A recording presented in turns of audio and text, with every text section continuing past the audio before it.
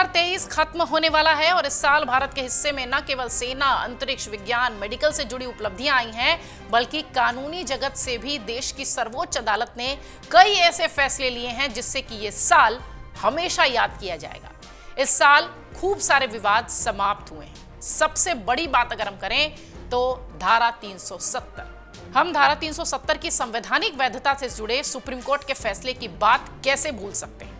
2023 में जल्लीकट्टू पर आए फैसले को हम कैसे भूल सकते हैं। इसके साथ ही समलैंगिक विवाह को लेकर भी कोर्ट से बड़ा फैसला आया था। इस साल सुप्रीम कोर्ट ने कई ऐसे महत्वपूर्ण मामले को निपटाया है। आइए आपको बताते हैं कि इस साल सुप्रीम कोर्ट ने कौन कौन से ऐसे बड़े फैसले लिए जिससे कि साल 2023 हो गया यादगार। देश की सर्वोच्च अदालत सुप्रीम कोर्ट है। सुप्रीम कोर्ट की स्थापना संविधान के अनुच्छेद 124 के तहत हुई है।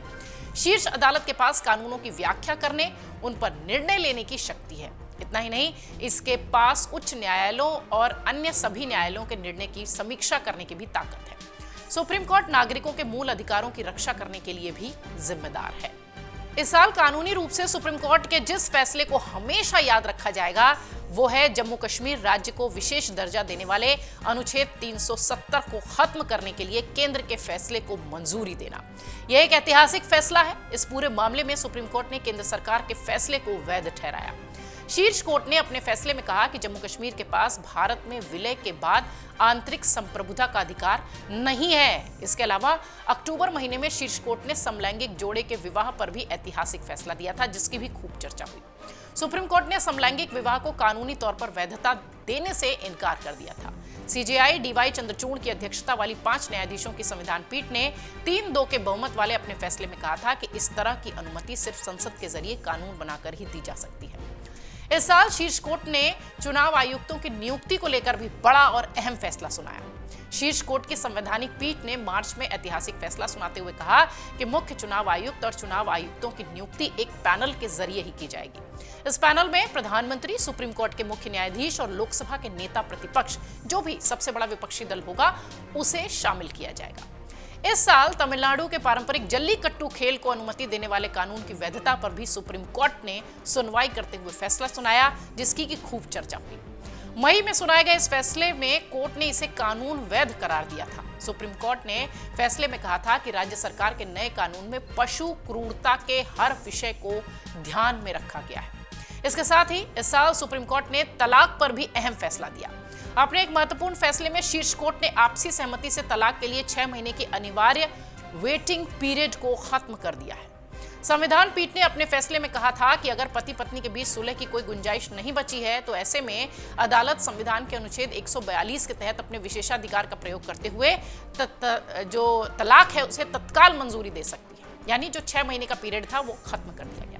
इसके अलावा शीर्ष कोर्ट ने साल 2023 में मुद्रांकित दस्तावेजों और उनकी स्वीकार्यता से संबंधित मध्यस्थता वाले सामान्य लाइसेंस पर भारी मोटर वाहन चलाने, सेवाओं पर नियंत्रण पर दिल्ली सरकार और केंद्र के बीच विवाद का निपटारा, महाराष्ट्र विधानसभा में शिवसेना के दोनों गुटों जैसे कई महत्वपूर्ण फैसले विधिवत सुनाए हैं और उस पर फैसले को इस तरह से दिया है कि चर्चा हुई है। सुप्रीम कोर्ट में लंबित मामलों को लेकर अक्सर चिंता जाहिर की जाती रही है, लेकिन इस साल सुप्रीम कोर्ट ने इस दिशा में बड़ा कदम उठाया है।